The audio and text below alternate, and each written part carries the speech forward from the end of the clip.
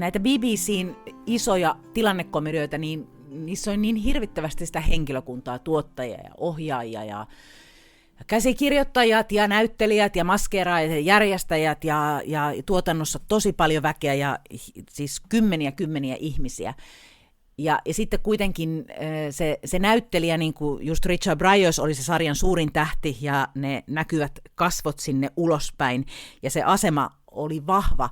Mutta mistä mä tykkään kaikkein eniten Richard Bryarsissa on se, että hän aina piti kaikkein suurimmassa arvossa käsikirjoittajia.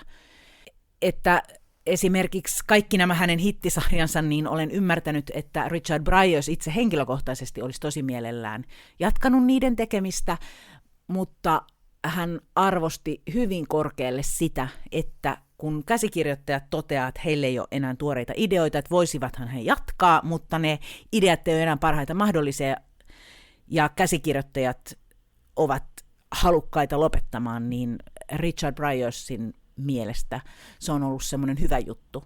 Ja hän on tavallaan tyytynyt siihen ja on jollain tavalla ehkä myös niin kuin ylpeä siitä, että on työskennellyt niin hyvien käsikirjoittajien kanssa, joilla on ollut niin paljon arvostelukykyä. Ja ei ole varmaan semmoista juttua, jossa Richard Bryars ei olisi sanonut, että käsikirjoittajat ovat kuitenkin kaikkein tärkeimmät, koska ilman heitähän mitään ei olisi.